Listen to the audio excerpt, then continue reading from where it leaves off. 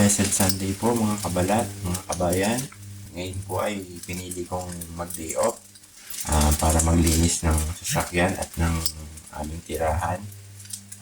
Usually po dito sa bahay namin, weekly po ang aming paglilinis ng bahay. Weekly din po ang aming task, naka-schedule po per group.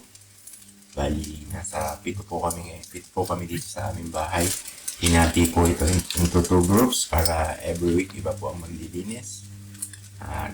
Ganun po ang aming task dito. Bali, meron din po kaming schedule ng pagluto at ng paghugas ng dishes.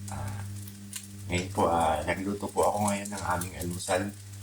Dalawa lang po kami ngayong nandito sa bahay kasi ang iba po sa amin ay namasyal. Kami pong dalawa lang ng pinsan ni Mrs. ang naiwan dito. Yan po, danggit po. Tapos na fried rice po ako na puno ng garlic. Yan po ay danggit na dala-dala ko po galing Pilipinas.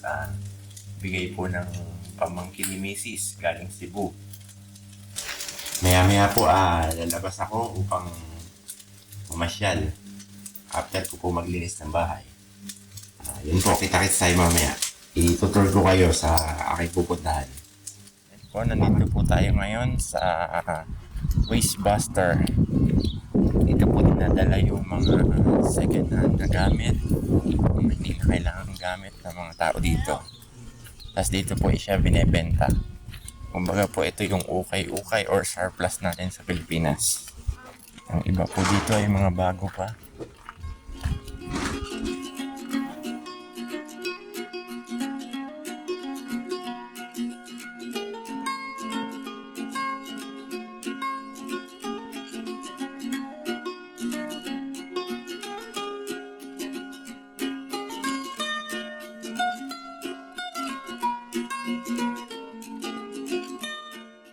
Dito naman po tayo sa area ng iba't ibang stuffs, pang bata, sombrero, mga houseware, decors, paintings.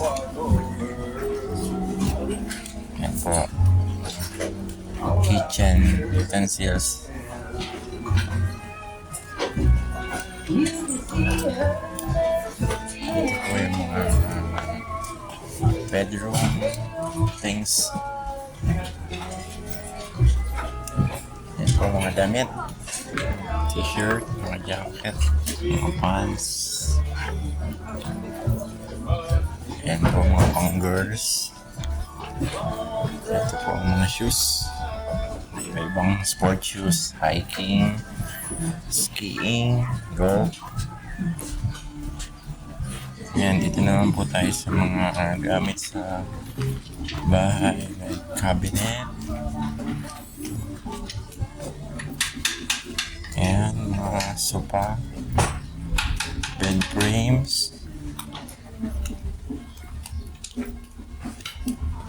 dining tables, sofa.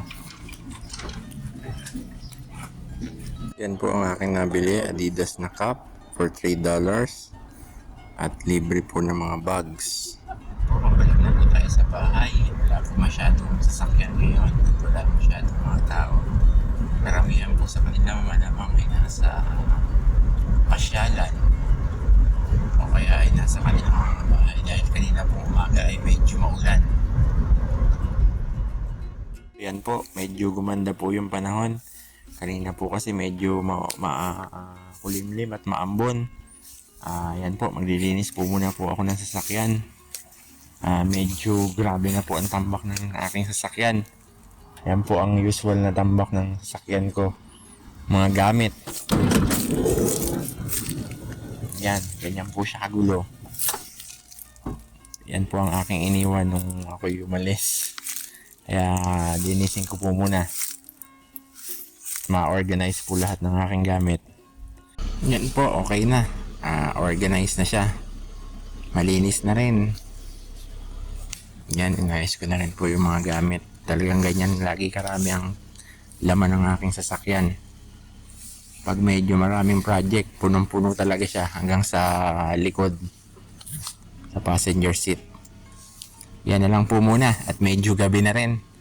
Kasalukuyan po ngayon, alas 9 na ng gabi dito. Maya maya papahinga na din. Sige po, maraming salamat sa inyong panonood ng aking mga vlog. Sa susunod po ulit. Salamat po.